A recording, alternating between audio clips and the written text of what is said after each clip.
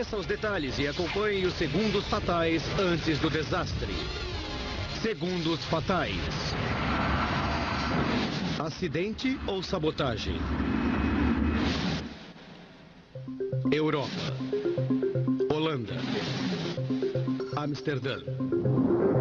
Localizado a 15 quilômetros do centro da cidade, Schiphol é um dos aeroportos mais movimentados. Mais de 600 aeronaves decolam ou aterrissam aqui diariamente.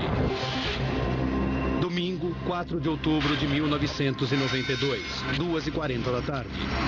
Um apaixonado por aviões filma o 747 israelense El Al chegando de Nova York.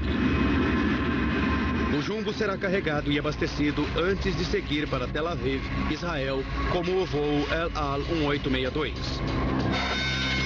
3 horas da tarde. O carregamento começa, supervisionado por Jerry Plettenberg, gerente de operações da El Al. A carga daquele dia contém produtos de consumo, mas algumas caixas foram etiquetadas como produtos perigosos. Jerry imagina o que elas contêm. Em voos de carga da El Al, ele já viu equipamentos militares. Helicópteros Apache, equipamentos de radar, asas de aeronaves, mísseis, motores para F-16 e F-15. Todas essas armas abastecem o exército de Israel, envolvido em um conflito de 45 anos com militantes palestinos. A crise contínua faz da El Al um alvo para os terroristas árabes. Há 7 anos, homens armados abriram fogo contra filas de check-in desse voo em Roma e Viena, matando 19 pessoas. A companhia aérea vive em permanente alerta contra mais ataques. Seguranças armados vigiam de perto suas aeronaves e equipes. Antes do carregamento, todos os voos passam por uma câmara de compressão para detectar quaisquer bombas plantadas por terroristas. 5h20 da tarde. O voo 1862 passou pelos testes de segurança e a tripulação chega para a inspeção pré-voo. O 747 tem 13 anos e terá pelo menos outros 5 anos de serviço pela frente.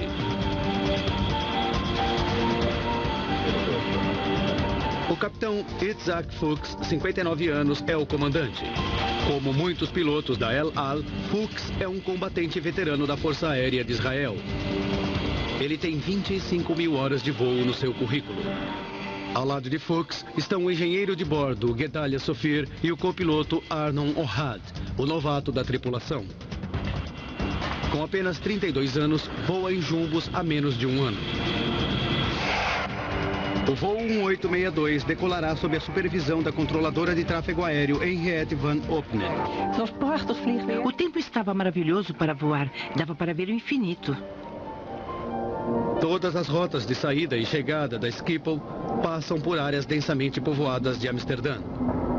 Sob uma delas está o subúrbio de Bijlmer, a 13 quilômetros ao leste. No centro, situa-se o conjunto habitacional Greenhaven, com cerca de 2.000 pessoas, entre elas Marlene Tredeman, uma enfermeira, e Guilhermo, seu filho. Todos os aviões sobrevoam aqui. Você acaba se acostumando. Guilhermo vai completar 17 anos em 5 dias. Ele é um adolescente típico, gosta de música popular e artes marciais. Mas hoje, ele foi à igreja com a mãe. O lar dos Tredeman é no 5º andar do prédio de Greenhaven. Marlene e o marido Stanley são do Suriname, antiga colônia holandesa na América do Sul.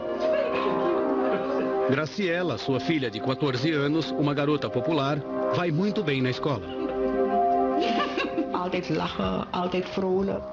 Sempre sorrindo, sempre feliz. Sempre ajudando os outros.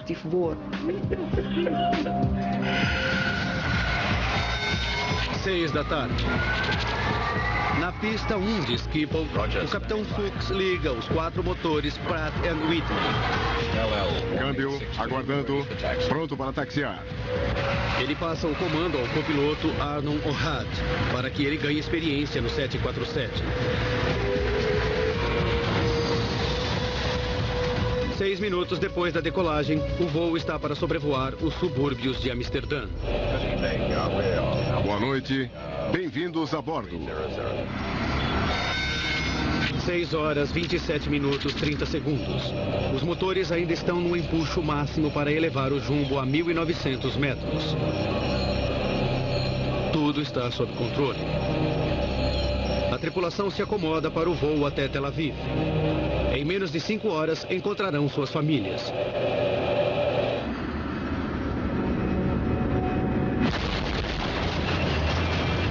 De repente, um terrível solavanco sacode o avião. Ele começa a perder altitude e rola violentamente para a direita. Fuchs, o piloto veterano, assume os controles. Pode deixar. Ele luta para estabilizar o jumbo. Se ele falhar, a aeronave vai cair em parafuso. Mayday, Mayday, emergência.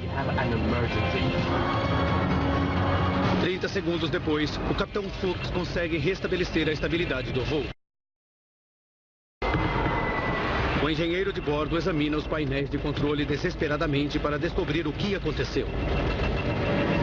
Segundos depois, outro abalo. Os instrumentos mostram que os 2 motores da asa direita estão inoperantes. É o pesadelo de um piloto.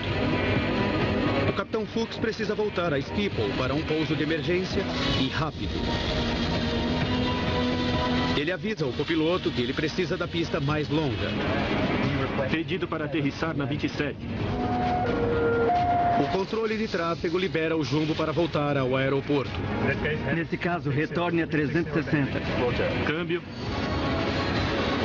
A rota de volta para a pista 27 fará o avião sobrevoar o subúrbio onde a família Trudeman mora.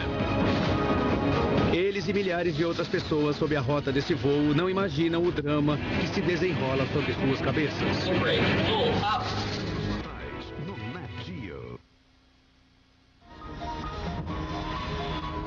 O El Al 1862, um 747 com a carga máxima, está muito avariado e perdendo altura rapidamente. El Al 1862, Mayday, Mayday, temos uma emergência. 6:30 da noite. Equipes de bombeiros se posicionam no aeroporto Schiphol, onde o jumbo chegará em menos de 10 minutos.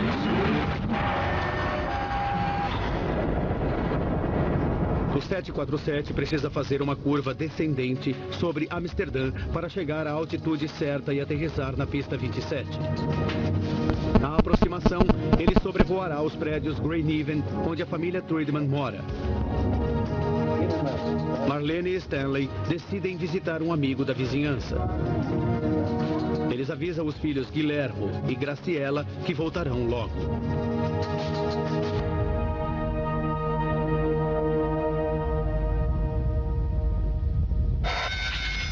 Seis horas, 33 minutos e 35 segundos. O controlador de voo, Henk ter Braak, libera o jumbo para aterrissar na pista 27. Tudo bem, tem cerca de 20 quilômetros para aterrissar. Está por sua conta. O 747 está a 2 minutos do subúrbio de Pilber. Marlene e Stanley estão a caminho do apartamento do amigo. É uma noite típica de domingo. Muitas pessoas estão em casa com suas famílias. Estava tranquilo do lado de fora. As crianças brincando e as pessoas andando nas calçadas.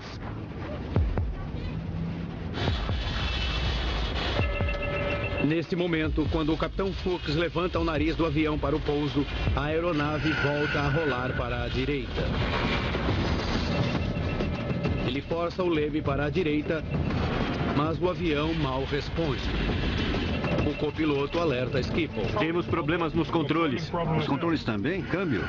A notícia assusta ter Braak. Imediatamente ele contata a colega Henriette van Opnen. Henk me informou pelo interfone que o problema era muito grave. 90 segundos depois, Fuchs ainda tenta controlar a rolagem, mas as coisas pioram e o jumbo perde altura rapidamente. Eles estão a segundos do subúrbio Wilmer. Aqui, sem imaginar o perigo iminente, Marlene e Stanley se aproximam do apartamento do amigo. Guilherme e Graciela descansam em casa. 4 andares acima, no outro extremo do prédio, André Boss, de 31 anos, ouve um barulho ensurdecedor de motores. Eu descreveria o barulho como muito alto, chegando a ser ensurdecedor. De repente, a rolagem aumenta para um ângulo de 90 graus. E o jumbo cai em parafuso sobre The Bill. Levante os flaps. Baixe o trem de pouso. Estamos caindo. O barulho agora é ensurdecedor. André pega o telefone para chamadas de emergências. Segundos depois, o pesadelo se realiza a poucos metros da sua casa. Eu vi o trem de pouso passando pouco acima da minha varanda. Marlene e Stanley chegam ao apartamento do amigo. Morando no 10º andar, o bancário Rinus Dehan, de 36 anos, prepara-se para jantar. Um miado do seu gato o leva até a varanda. Ele fica paralisado com o que vê.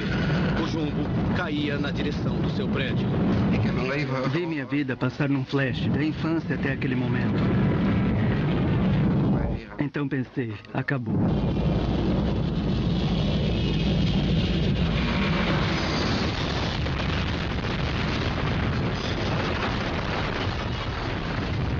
Horas, 35 minutos e 42 segundos. O El Al 1862 se choca contra os últimos 6 dos 12 andares do prédio.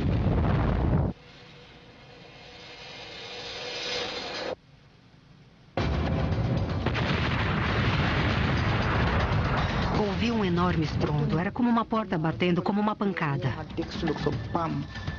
O impacto deixa Rinus inconsciente. O combustível do avião se espalha por dezenas de apartamentos.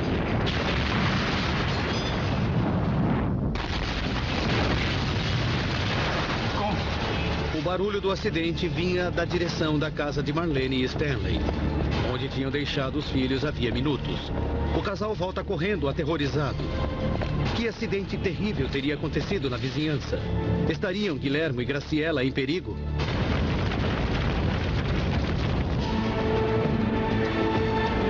O El Al 1862, um 747 cargueiro, mergulha até o 6º andar de um conjunto habitacional em Amsterdã.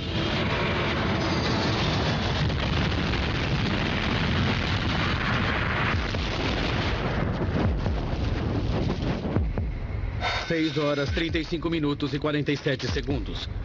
O controlador de voo Henk ter Braak perdeu a comunicação com o jumbo.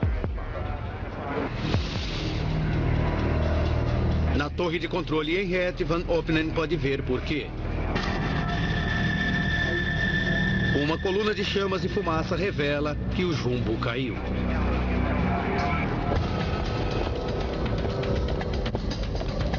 Marlene e Stanley Truidman correm para casa. De repente, através das árvores, eles veem uma parede em chamas. Stan falou, Marlene, é a nossa casa. E eu respondi, é impossível. Então gritou, Marlene, nossos filhos, nossos filhos. E ficou gritando.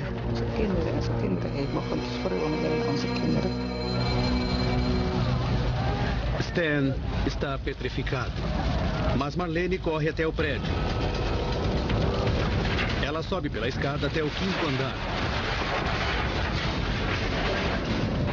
Eu só pensava em encontrar os meus filhos. Só encontrar os meus filhos.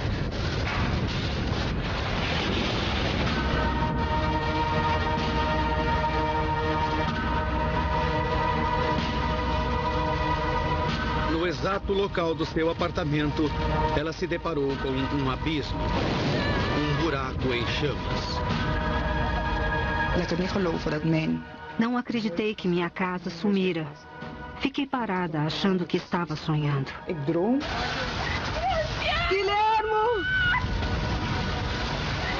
Graciela!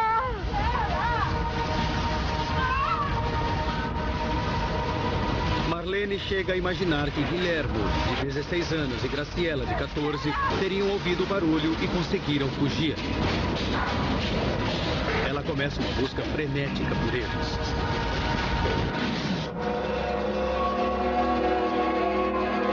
No 10º andar, o bancário recobra os sentidos. Ele cambaleia até a porta e, para seu horror, a porta não abre. Com o choque do avião, a estrutura rompeu e prendeu a porta. Rinos percebe que sobreviveu ao acidente, mas que pode morrer carbonizado. Não há saída. Nem mesmo o seu gato poderia pular do 10º andar. Achei que era o fim, que só me salvaria por um milagre. O apartamento de André Boss, a 200 metros, escapou do impacto. Ele corre para o local do acidente para oferecer ajuda. Eu vi um enorme bloco de fogo. As chamas saíam de cada apartamento. André sabe que é possível que centenas de feridos morram antes da chegada dos bombeiros. Sem pensar na própria segurança, ele arromba portas trancadas.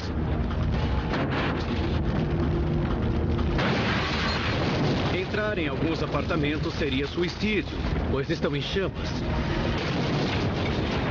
Mas em outros, ele resgata pessoas no meio de toda a fumaça. Os habitantes da área correm para o local. Desesperada, Marlene interroga todos que encontra. Teriam eles visto seus filhos Guilhermo e Graciela?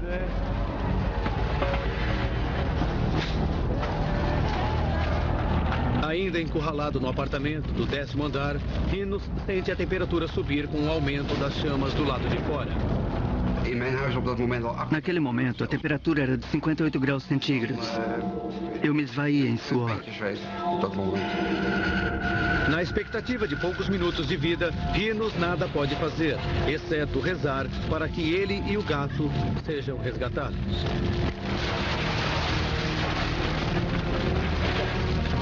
Quando imagina que vai morrer, vizinhos chegam. Eles o retiram do inferno no momento certo.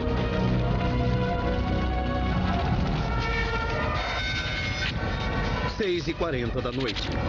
Menos de 5 minutos depois do acidente, o primeiro de 16 caminhões de bombeiros de Amsterdã chega ao local. Vizinhos corajosos já haviam resgatado vários sobreviventes. Agora os bombeiros assumem a operação de resgate e enfrentam o inferno. Jornalistas cobrem o acidente, enquanto paramédicos cuidam dos feridos.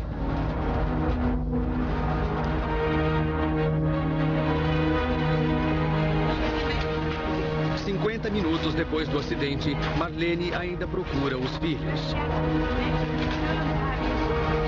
Mas ninguém os viu. A terrível realidade se revela. Ela havia se despedido dos filhos havia menos de 1 hora, com a promessa de voltar logo.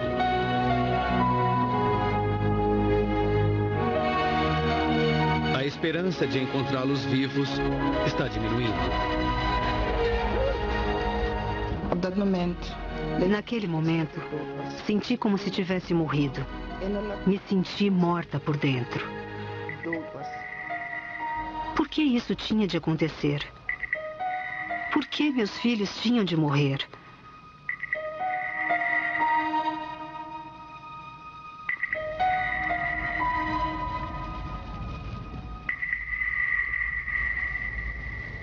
As notícias do acidente se espalham pelo mundo.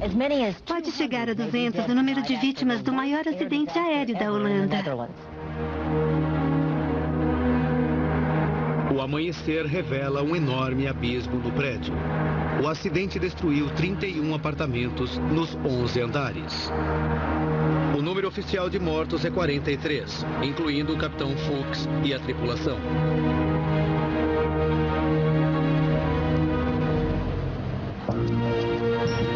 A Aviation Safety Board da Holanda mobiliza 8 investigadores. Frans Ehrhart é o membro sênior da equipe. Ele é um piloto combatente com 20 anos de experiência em acidentes aéreos. Agora, ele enfrenta o seu pior pesadelo. Nunca esperamos que isso acontecesse, mas aconteceu. Um avião enorme caiu numa área residencial, deixando muitas vítimas.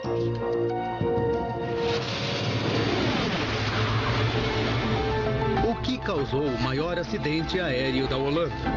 E por que o 747 se estabilizou durante 8 minutos depois do Mayday e caiu em parafuso no conjunto habitacional? Hoje, revendo o desastre e mergulhando nas investigações, revelaremos o que realmente aconteceu ao El Al 1862.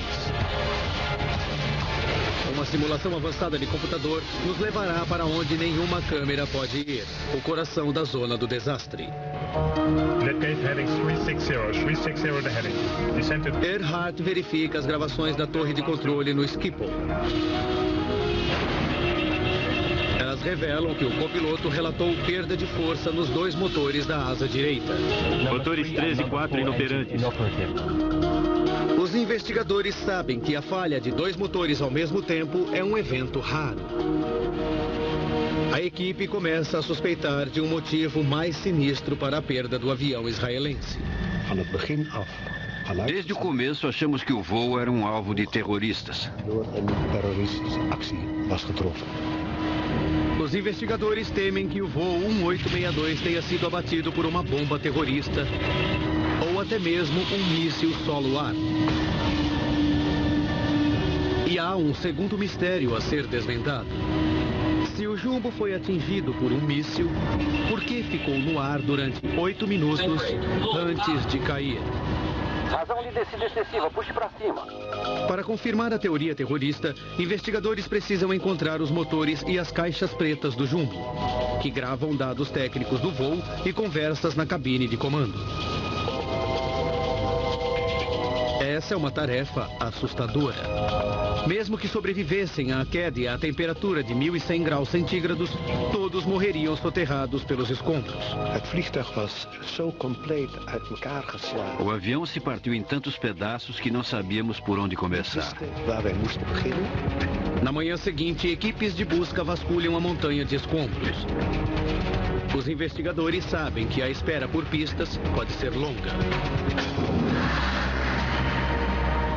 Surge, então, um dado inesperado. Um policial fora de serviço revela que viu quando o voo 1862 entrou no espaço aéreo de Amsterdã. O que ele conta aos investigadores é uma pista nova e eletrizante. Os investigadores não têm indícios concretos que expliquem por que o El Al 1862 se chocou contra o conjunto habitacional em Amsterdã.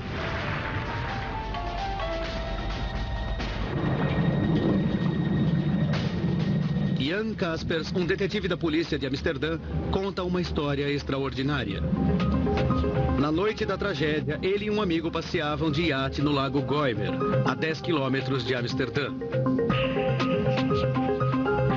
O barco estava atracado logo abaixo da pista de pouso do El Al 1862 no aeroporto Schiphol. Às 6h27 da noite, eles preparam o jantar. De repente, ouvem um forte estrondo. Kaspers corre para o convés. No céu, ele vê um 747. 2 objetos caem da aeronave. Primeiro achei que eram paraquedas. Quando chegaram perto das copas das árvores, percebi que podiam ser motores de avião. A revelação é bombástica. O perito em acidentes aéreos Frans Ehrhart nomeia uma equipe de mergulhadores para inspecionar o lago Goimer. A recuperação dos motores pode desvendar o mistério. Agora está claro para os investigadores que os 2 motores direitos da aeronave podem não ter simplesmente falhado. Motores 3 e 4 inoperantes. Eles foram totalmente destruídos. Impossibilitada de ver os motores de dentro da cabine, a tripulação não imaginava o que tinha acontecido. Agora, um novo mistério desafia a equipe. O que poderia acabar com 2 motores de 5 toneladas de um 747 ao mesmo tempo? A teoria de um míssil solo-ar ou bomba terrorista agora parece convincente. Para provar essa teoria, investigadores devem recuperar os motores do fundo do Lago Goymer e analisá-los em busca de pistas. Por incrível que pareça, poucas horas depois, um mergulhador é bafejado pela sorte.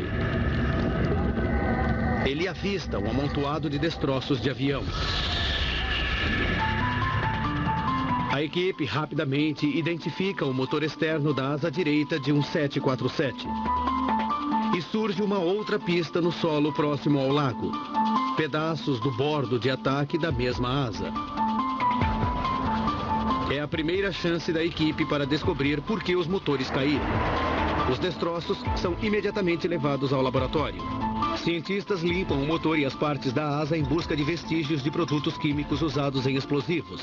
Eles examinam as superfícies de metal para detectar minúsculos sinais deixados por fragmentos explosivos. 2 dias se passam e o resultado da análise é negativo.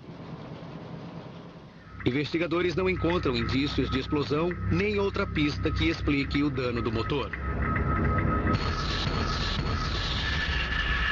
É um beco sem saída.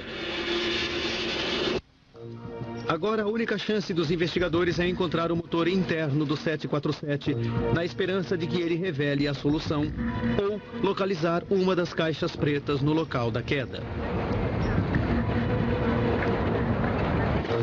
A Marinha holandesa une-se na busca do motor interno, disponibilizando barcos de salvamento, sonar e mais mergulhadores. 2 dias depois, nada foi encontrado. Os investigadores se preocupam porque a cada hora que passa, provas cruciais vão sumindo. Water zal echt corrosie aanbrengen op de breuk. A água ia começar a corroer as partes, por isso tínhamos de encontrá-las o mais rápido possível. Terug te vinden. No local da queda, as notícias também não ajudam. Equipes de busca não encontram vestígios de nenhuma das caixas pretas.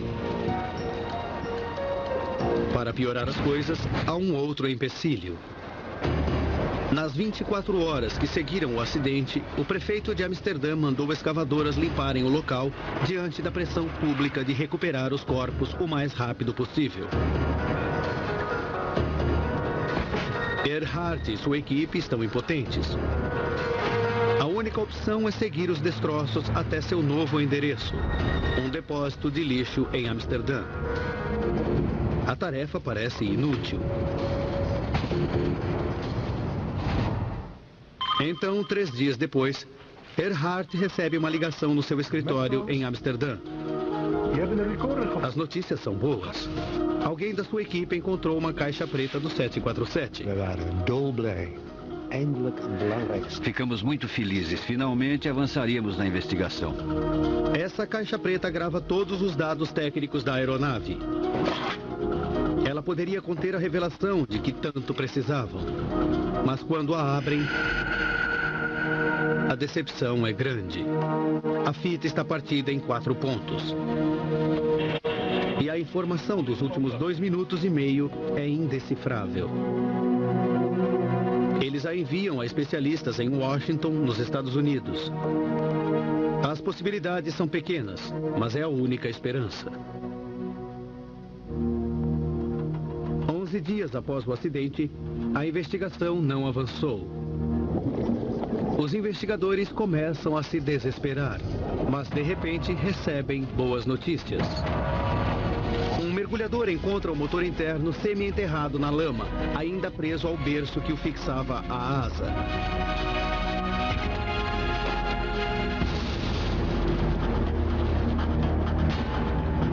Earhart e a equipe estão empolgados, mas cautelosos. E se esse motor nada esclarecer como o primeiro? Ele está amassado e partido, mas não há indícios de que tenha sido atingido por um míssil. E E depois de ter sido submetido a uma bateria de testes, mais uma vez, o resultado é negativo. Os investigadores chegam a uma conclusão. Eles descartam a ideia de um ataque terrorista como causa da tragédia. Na verdade, não descobrem nada de errado com o motor. Mas quando examinam a carenagem, o revestimento externo, eles observam algo estranho. Uma peça manchada de tinta preta. Qual seria a sua origem? Eles enviam a tinta para a análise. Mas ainda precisam descobrir por que o motor se soltou. Como ele ainda estava preso no berço, a separação deve ter ocorrido no ponto onde ele foi fixado à asa. A equipe estuda o sistema de montagem do motor do 747. 4 peças prendem os motores à asa. Na parte central, há um pino oco de aço de 14 centímetros chamado fuse pin. Esses pinos são fortes o bastante para suportar a carga de um motor de 5 toneladas no empuxo máximo. Mas em algumas circunstâncias, eles podem eventualmente se quebrar. Se um motor sofrer uma pane de natureza mecânica ou uma colisão com pássaros, ele pode vibrar violentamente. Se as vibrações forem muito fortes, o motor pode se desprender, destruindo a asa com consequências terríveis.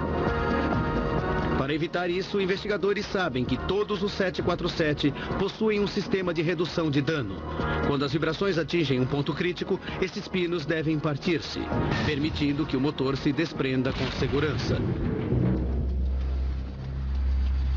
Mas não há sinais de pane no motor interno. Então, a equipe precisa considerar uma possibilidade assustadora. Algo terrivelmente errado acontecera com o sistema para causar uma catástrofe.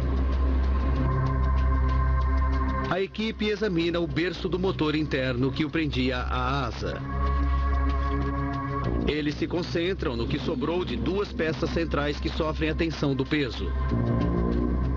Os pinos que eles sustentam não estão lá. Mas os investigadores observaram algo intrigante. Em uma das peças, o suporte que prendia o pino rachou. Isso terá acontecido quando o motor caiu no lago ou antes? Metalúrgicos analisam a ruptura e fazem uma descoberta surpreendente. As marcas da tensão não são típicas de um impacto violento. Elas revelam que o suporte arrebentou por causa do excesso de peso. Eles se dão conta de que isso só pode ter acontecido se uma das pontas do pino interno tivesse quebrado. Isso teria transferido uma tensão significante com uma força giratória para o lado oposto do suporte, fazendo-o romper-se. Esses pinos são fabricados para quebrar nas pontas, caso a tensão do motor chegue a um ponto crítico. Earhart acredita que uma falha parcial pode significar uma coisa: a fadiga de material dos pinos. Mais uma teoria alarmante. A fadiga de material dos pinos do motor seria a causa da tragédia? Mas Earhart sabe que o motor interno só se desprenderia se ambos os pinos quebrassem. Para provar sua teoria, os investigadores terão de encontrar o pino desaparecido da parte central do suporte. As chances de encontrar essa minúscula peça no lago Goymer são remotas. A única esperança de Earhart é que um fragmento importante ainda estivesse preso à asa quando o jumbo caiu.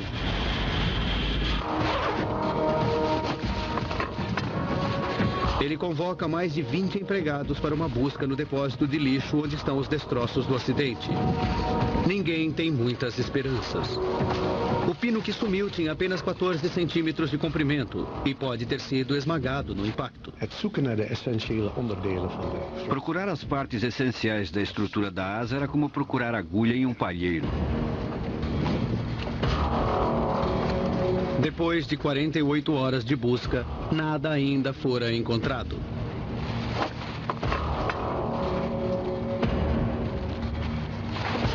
A Até que, no terceiro dia, um membro da equipe avista parte de um pedaço de metal no lixo. É a parte central da peça do motor interno que sumira. Por incrível que pareça, boa parte do pino ainda está dentro dela. Os investigadores sabem que essa pode ser a última chance de desvendar o mistério por trás do acidente. Eles começam a examinar o fragmento com um microscópio eletrônico. Tão logo o retiram do lixo. E encontram a resposta. Na parede do pino há uma rachadura de 4 milímetros de profundidade. De acordo com os padrões, há sinais clássicos de fadiga de material. Tudo começou com ranhuras na parte central do pino oco. É a descoberta que a equipe tanto se esforçou para conseguir. Eles já sabem que a fadiga de material causou a falha de 2 pinos centrais do motor interno. Agora, há provas indiscutíveis de que outro pino central também apresentou danos.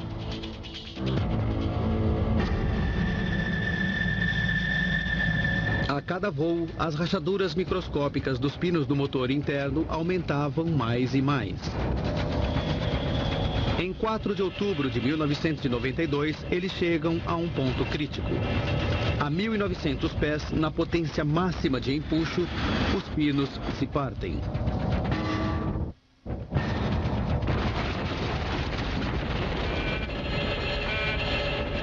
Mas a equipe de investigação ainda precisa explicar por que o motor externo do 747 também foi ejetado.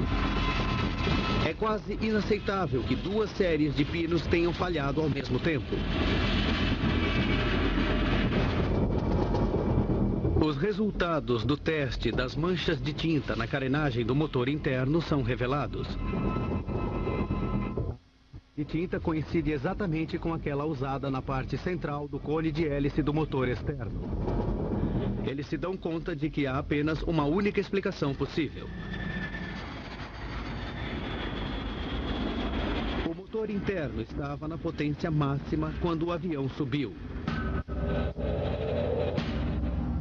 Assim, ao se desprender, ele não caiu simplesmente. Foi ejetado para a frente. Poucos segundos depois, ele volta e atinge o motor externo, arrancando-o da asa. O impacto também arranca uma extensão de vários metros do bordo de ataque. Os investigadores agora sabem que um acidente insólito causou a falha dos 2 motores do voo 1862. Mayday, Mayday.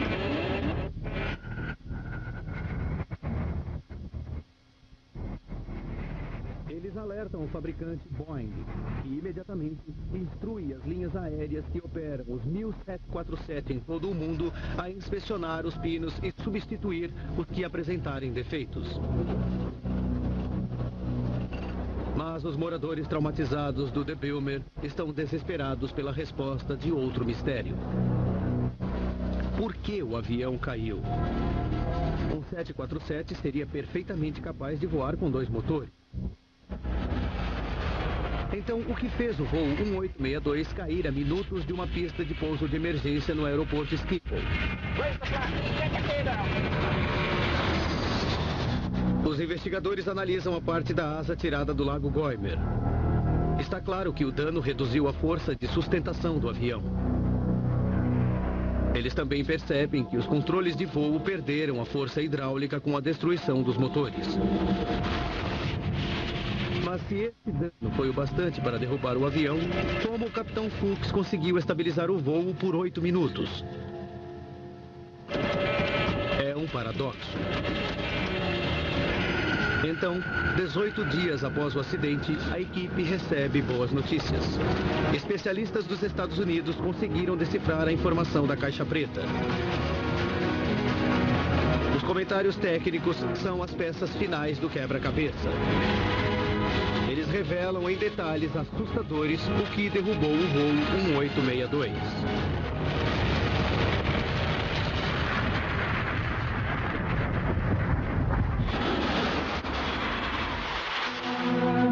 investigadores sabem que a fadiga de material causou a ejeção de um motor do El Al 1862 e a destruição de outro. O incidente também destruiu parte do bordo de ataque da asa direita e incapacitou os controles de voo.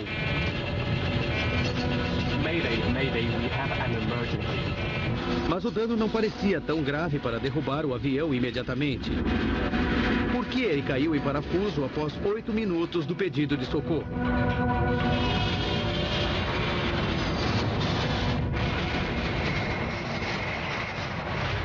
A equipe recorre ao piloto de teste e engenheiro aeronáutico Rit Tikelar para encontrar a resposta. Ele analisa milhares de comentários técnicos da caixa preta do 747. Depois de 8 meses de trabalho árduo, Tikelar tem uma noção dramática do que aconteceu no voo 1862. Pela primeira vez, ele consegue explicar a relação complexa entre a perda dos motores, da destruição da asa e dos danos dos controles. Ele descobre que, embora o avião avariado conseguisse voar, uma queda na tentativa de aterrissagem seria inevitável. A tripulação não teve opção. Não podiam fazer nada. Estavam fadados na caixa. A análise da caixa preta finalmente revela por que o El Al 1862 caiu repentinamente depois que os pilotos estabilizaram o voo por 8 minutos. E como centenas de pessoas no solo ficaram a segundos da tragédia. 8 minutos para a tragédia. Pinos defeituosos que prendiam o motor interno à asa quebram, causando a perda não só de um, mas de 2 motores. Essa catástrofe também danifica uma extensão de vários metros do bordo de ataque da asa, causando problemas no fluxo de ar. Isso reduz a força de sustentação à direita e faz o 747 rolar para o mesmo lado. O capitão Fuchs também perdeu 2 sistemas hidráulicos que controlam importantes equipamentos de rolagem. Ele só consegue estabilizar o nível de voo forçando os controles restantes até o limite. A análise da caixa preta revela que a velocidade de 280 nós é o segredo. É alta o suficiente para manter a força de sustentação e estabilizar o voo. 39 segundos para o desastre. 5 quilômetros do conjunto habitacional de Bilber. O capitão Fuchs levanta o nariz do avião para desacelerar e aterrissar, sem saber que o procedimento de rotina terá consequências fatais. As informações do voo revelam que a mudança de ângulo agravou o problema do fluxo de ar na asa direita. O resultado é a perda de sustentação desse lado da aeronave, que começa a rolar outra vez. O capitão Fuchs se esforça para manter o nível, mas a sua velocidade caiu para 260 nós, reduzindo ainda mais a sustentação. Desta vez, os controles danificados não podem salvá-lo.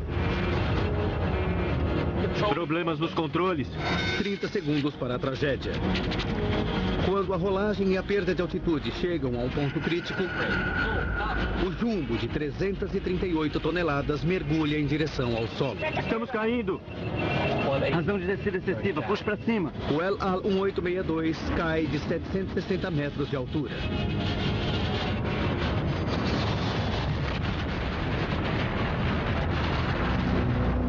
Falhas microscópicas em 2 componentes de 14 centímetros de comprimento causam a morte de 43 pessoas.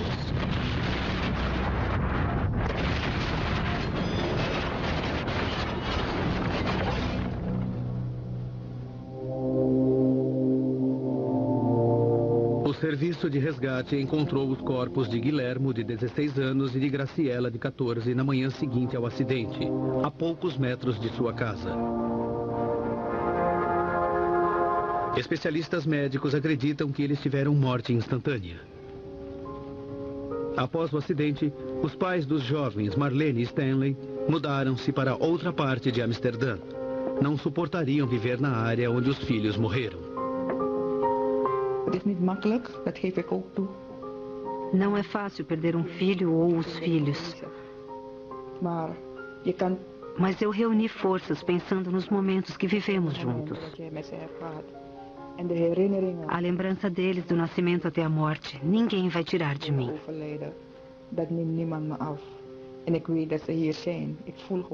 Sei que eles estão aqui. Sinto a presença deles.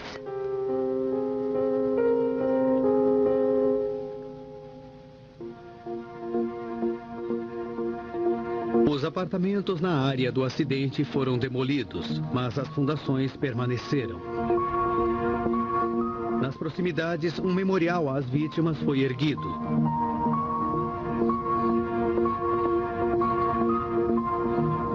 Mas a tragédia também deixa um outro legado. O fabricante reforça o procedimento de fixação motor-asa dos 747, incluindo os pinos. Ele também determina uma prática de inspeção mais severa, com um novo teste de ultrassom que detecta fadiga de material. As mudanças resultantes do acidente fazem dos 747 aeronaves mais seguras hoje em dia. Versão Marshmallow São Paulo.